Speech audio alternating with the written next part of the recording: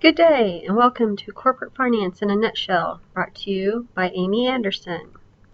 We'll be taking information from the readings of Corporate Finance, Core Principles and Applications, 4th edition. Today we're going to talk about Chapter 11 and 12. Chapter 11 involves risk and return, the capital asset pricing model. We're going to talk about understand the meaning of expected return, the variance, and covariance and how to calculate each, systematic and unsystematic risk components of return, diversification and portfolio risk, and the formula of beta. And that will be all for Chapter 11. Let's start out with just a few definitions. Expected return, that is what we expect to receive, or you expect to receive from an investment. It's not the actual return, so do keep that in mind. Variance and standard deviation is how we determine the volatility of an investment in the market. And covariance and correlation tells us how returns on individual investments are related to one another. For today, we're going to talk about two companies. They both are renewable energy companies. The first one is First Solar Incorporated. It's a small company based out of Tempe, Arizona. They provide solar energy solutions. It was founded in 1999 as First Solar Holdings, but in 2006 changed their name.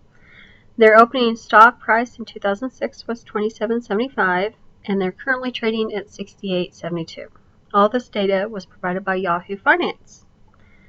Our second renewable energy company is Brookfield Renewable Energy Partners, which I'll refer to Brookfield throughout the presentation. They also provide renewable power, but they use hydroelectric, solar, and wind. And this is provided in the U.S., Canada, and Brazil. They are based out of Hamilton, Bermuda. They are traded on the New York Stock Exchange and started at $14.77, and they're now trading at $29.24. Again, this data was also provided by Yahoo Finance. The expected returns is based on the state of economy. I separated the state of economy out to three states: recession, normal, and boom. I then just divided 100 by 3 to determine the probability of that state of economy. First Solar expects that it will receive -10 in a recession, 0.15 in normal, and 0.35 in a booming economy, where Brookfield will expect a -0.05, 0.25, 25, and 0.50. To calculate the variance, and the variance is what is the difference between what you calculate your expected and what could possibly happen. That's what a variance is.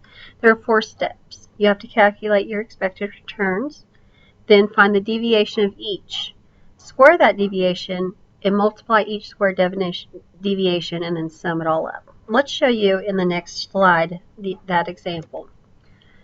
Okay, as you can see, First Solar, we broke it down and got the square value of the deviation, and we took that times the probability state of the economy. And we received some large numbers for their variance. So First Solar has a very large variance, where Brookfield, on the other hand, has a very small variance based on their expected returns. Next, let's talk about the covariance and correlation. What they do is measures how 2 random variables are related. You have 3 options: perfect positive, perfect negative, and 0. And perfect means that both investments return about the same at the same time. Negative means that if one stock is high, then the other stock will have lower. And 0 means that they're completely unrelated.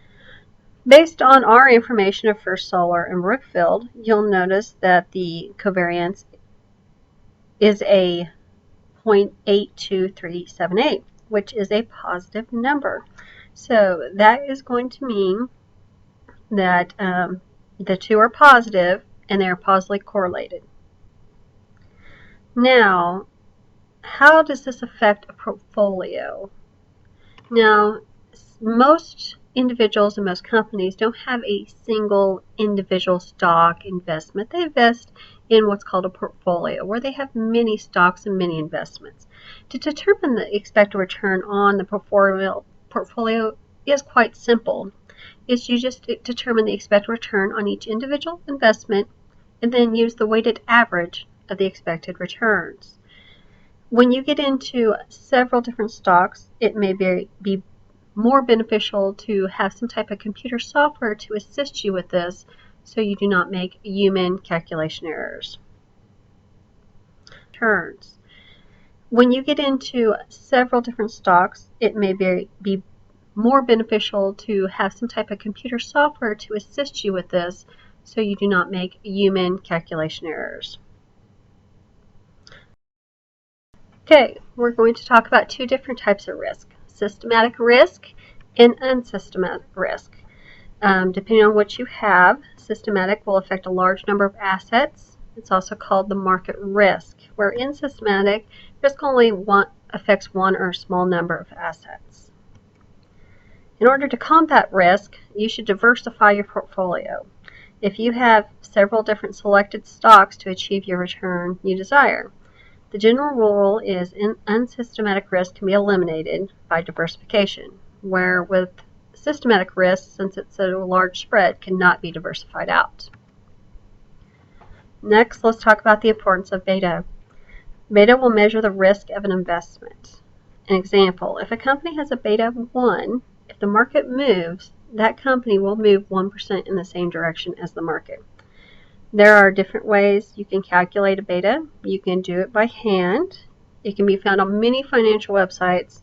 Value line is a periodic that you can find that information. But one thing you do need to keep in mind that not all betas are calculated equally. It depends on what historic data that is being used to calculate that particular beta. So keep that in mind. For First Solar, I went out and I found 3 different websites to find a beta. As you can see, they vary anywhere from 1.75 to 2.13. So it is a very large range. Brookfield is the same way. Same 3 financial websites, and they range from anywhere from 0.43 to 0.61. MSN Money did not have a beta calculated for Brookfield. The capital asset pricing model, that is, the expected return on investment, is linearly related to its beta. Okay, there's 3 things that you need to know. It is linear. The relationship between expected returns and the beta is a straight line. Portfolios, the weighted average of a beta must be calculated to achieve the expected return of a portfolio. So if you are wanting to know the capital asset pricing model for a whole portfolio, you must calculate the beta, and then you'll get the expected return for the actual portfolio. Some potentially confusing information: do not confuse the security market line with the capital market line. They are not the same. So in summary of Chapter 11, we talked about expected return and their variance, the covariance and correlation between 2 stocks, systematic and unsystematic risk, and expected return is related to the company's beta. So let's move on to Chapter 12, risk, cost of capital, and valuation. The objectives for this chapter that we're going to consider or look at are estimate the cost of equity capital with the CAPM. We're going to look at some real-world betas, determinants of beta, the dividend discount model, and the weighted average cost of capital. Estimating the cost of capital. Let's say that expected return is based on the stock's risk. Well, to the stockholder, the expected return is the required return. That is what they are looking for, the investor is looking for. So the expected return is the firm's cost of equity capital.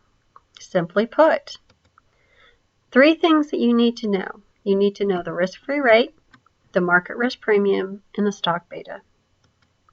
So let's calculate for First Solar. We're going to say the risk-free rate is 4%, market risk is 8%, and we're going to use the beta from Yahoo Finance, which is 2.13. If we calculate that out, it's 21.04%. So when you're looking at cash flows, expected return for that project, they need to be discounted at 21.04. Real world betas. Where do they come from? Do they just drop from the sky? Actually, no, they do not. They come from the standard regression technique. Returns for an investment are plotted over historic data. Then a straight line is drawn through these data points, and that slope of that line consists of the beta. Determinants of beta, the cycle of revenues. How revenues are figured in. An example, a lot of retailers, their cycle revenues are dependent on a business cycle, a season cycle. Christmas, majority of retailers make their money between the months of November through January for that holiday season. Whereas if you look at a utility company, they're not really dependent on a season. They're used more regular. Operating leverage, that would be based on your fixed assets. A lot of times the quantity that you produce are not affected by your fixed assets. They're going to be the same. And then your financial leverage and beta. A competing method is called the dividend discount model, and it's the estimate, the expected return on an individual stock. And as you can see, the formula listed here on the screen. The DIV is the dividend paid, P is price, and G is the annual growth rate. Let's take a look at Brookfield and have an example. So they paid a 1.55 dividend, and the current stock price is $28.18. Just so happens that their annual growth rate is also 1.55%. So if you calculate that out, that model, the dividend discount model, is going to come up with 3.43. Now, one versus the other. The CAPM is favored by most companies to figure the cost of equity capital. And there are two reasons. Risk. The CAPM is going to adjust for risk. And also, you do not need to have the dividend payout or the dividend growth. They're not required. The last thing we're going to talk about is the weighted average cost of capital. A lot of times when you're looking to finance a new project, you're financing it with both debt and equity. It's not just one or the other. A company is going to be looking at both to see what would be the best fit for that particular company. So it's called the weighted average cost of capital. Very, very simple. I took a look and did an example for First Solar. I figured their debt. I found that I went and I got their annual report, and I got the amount of debt that they have and the amount of equity that they have. And that is listed here. I'm using the beta off of Google Finance because it was the one in the middle. Market risk, I counted for 9.5%, and the current Treasury bill rate on treasury.gov is 0.10%. Very, very low. And I'm using a tax rate of 35%. So, based on these figures, if you look at the debt and the equity, you come up with 5% and 95% on the weighted. And then the weighted cost of capital for debt is 0.15%, 0.15%, and the cost for equity is 15.93%, bringing up the total to 16.09%. So, a summary of Chapter 12. It is the most popular in the corporate world in estimating the cost of capital is the CAPM. Beta, importance in evaluating risk. We did learn how to calculate the DDM and had an example of the weighted average cost of capital. All sources of this presentation are listed here. I hope you enjoyed the presentation and have a nice day.